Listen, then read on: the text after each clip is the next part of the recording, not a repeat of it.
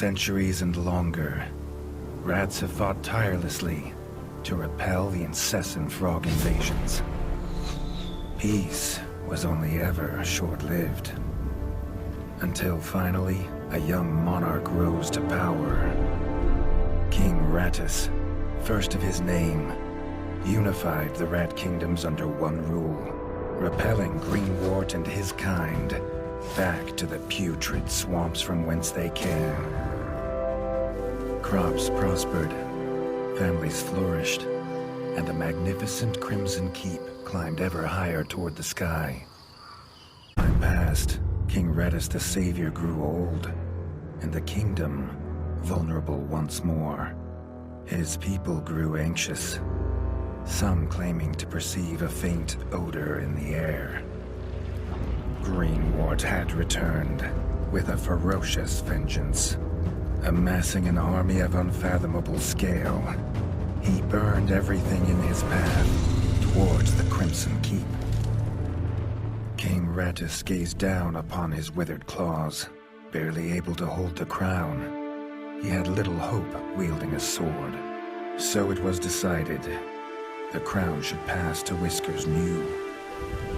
Arise, young prince, for the kingdom needs a hero.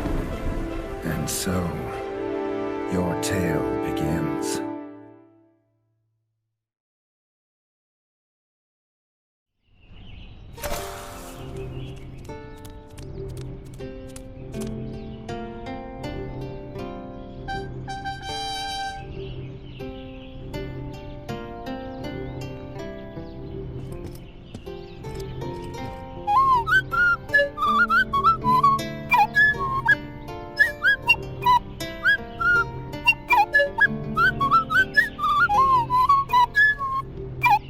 When his squire woke him with this god-awful noise, the young prince was dreaming about this day, just like he had for months. Now it was here, he better be ready.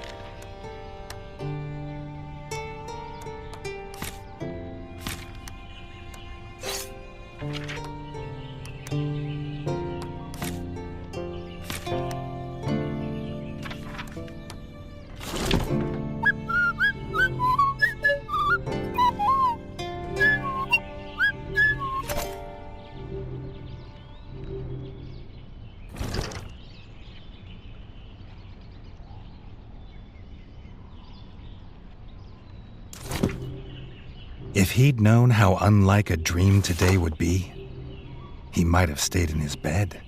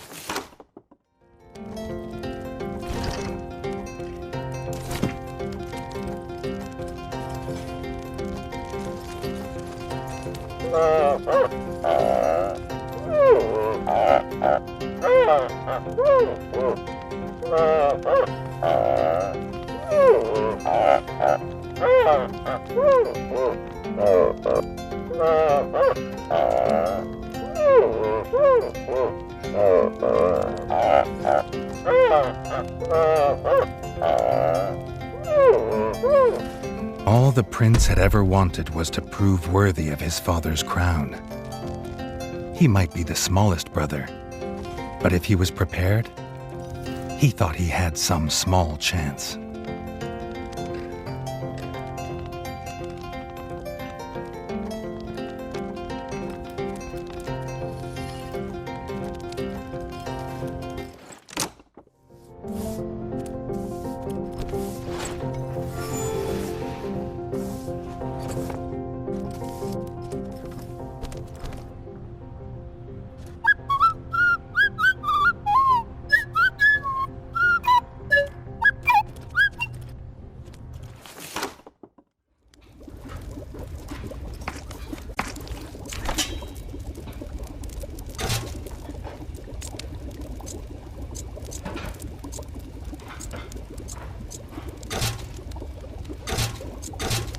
Reggie's brother, the chef, offered a fine menu, but after Dennis had eaten, there was no food left. Chef would need new supplies from the cellar if Reggie wanted a decent breakfast.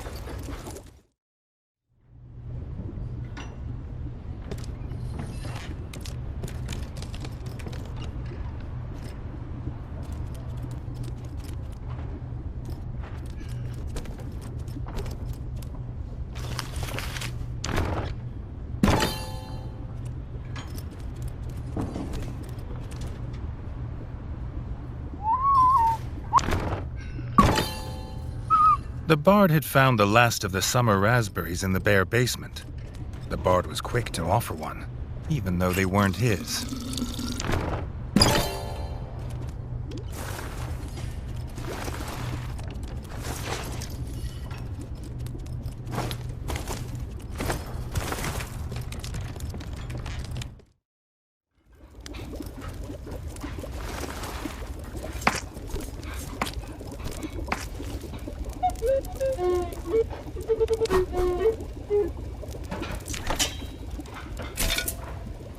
He had the ingredients. His brother, the chef, would make you a feast fit for kings. Or so. Reggie only ever gets his brother Dennis's leftovers, so he wouldn't know.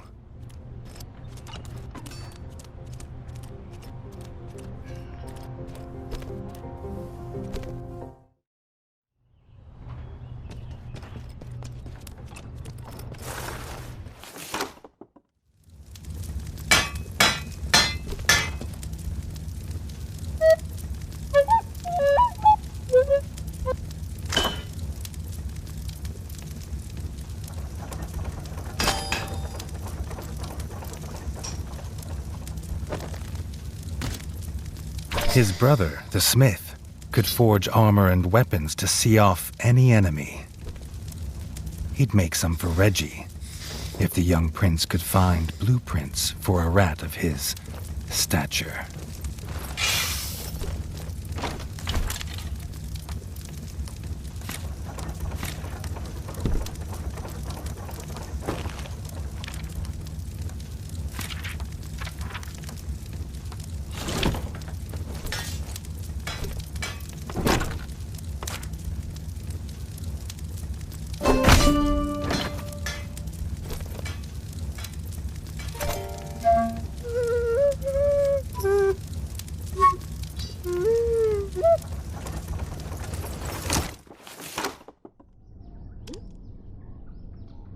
His eldest brother didn't think Reggie could hit a target, even if it was standing still. But freshly squeezed bug juice, drink of champions. Nothing better after a long fight. The training dummy's red attacks were too strong to block. It was fast, but Reggie could be faster.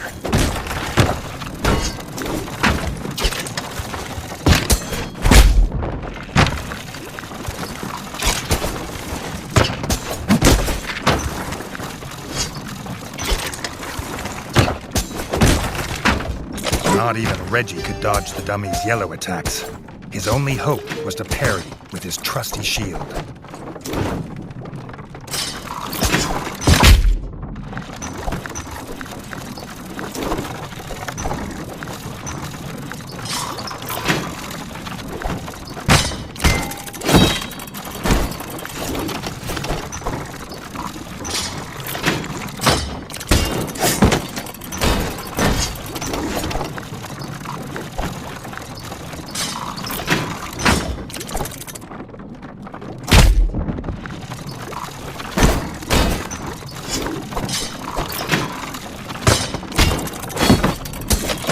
The dummy's final attack shook the ground. Reggie would need to dodge to remain unscathed.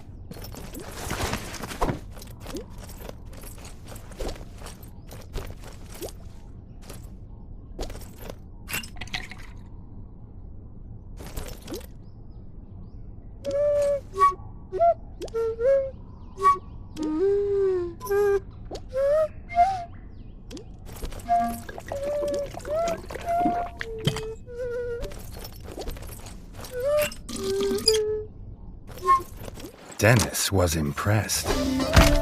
If Reggie could just grow another couple inches, he might even have been worried.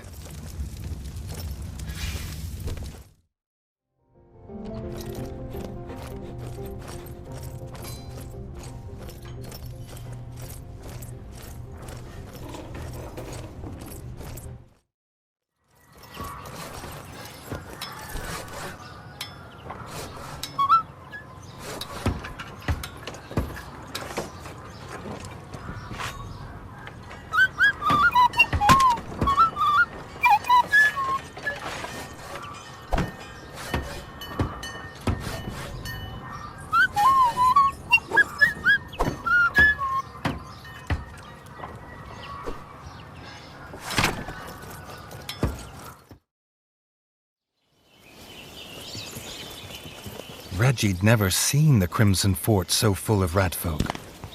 The whole kingdom was there. Some even cheered for him. But the king had let his eldest brother lead the procession.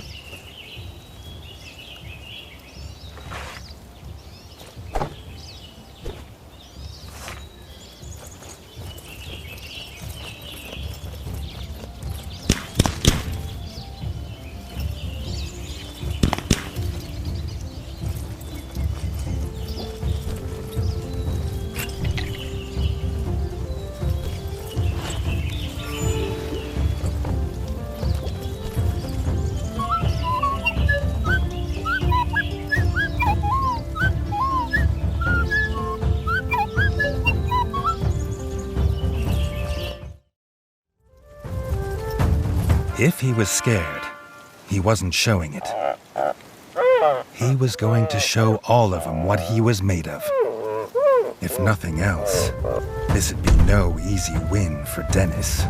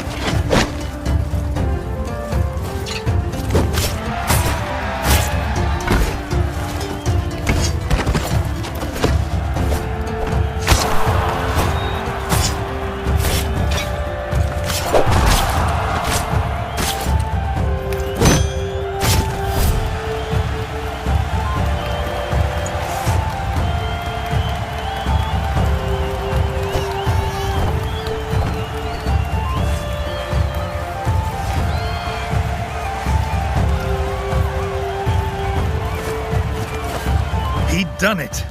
He proved himself a worthy heir to his father's kingdom.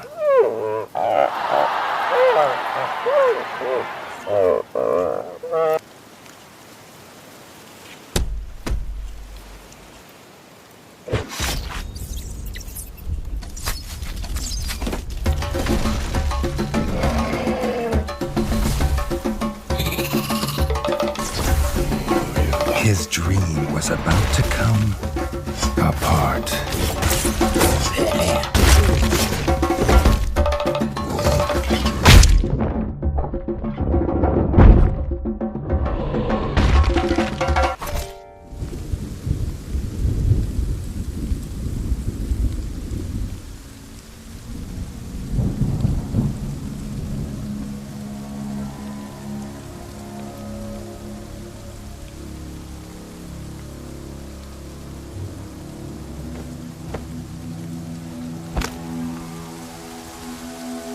The prince woke this time from a dream of blood and frog spawn, finding he had neither a crown, nor a kingdom, nor a father.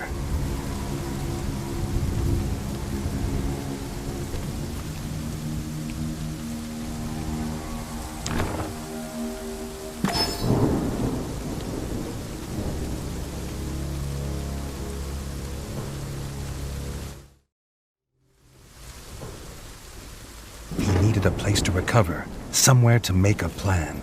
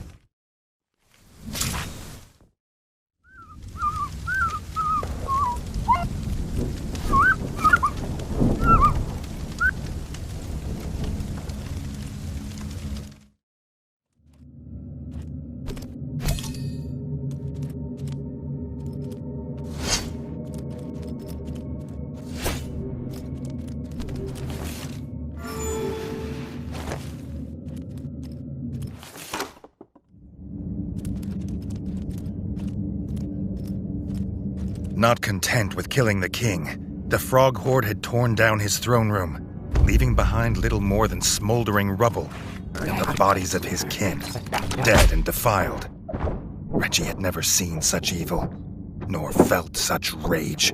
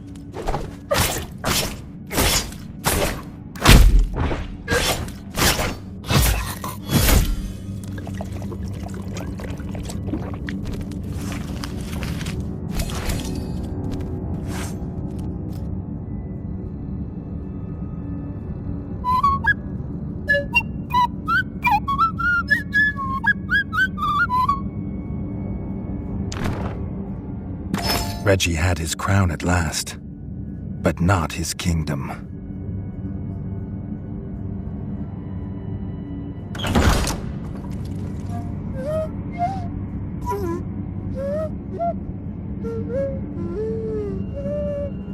Dennis had returned, but shamefaced. Drunk from drowning his sorrows in the village, he couldn't hold back the frogs there, or stop them taking their brother, the chef.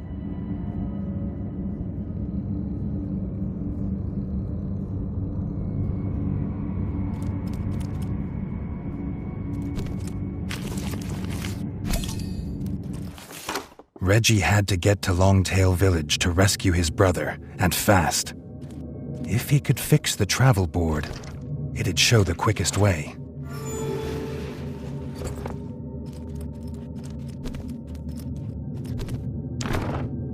More than one use for a hammer. And its work on the frog skull seemed to be done.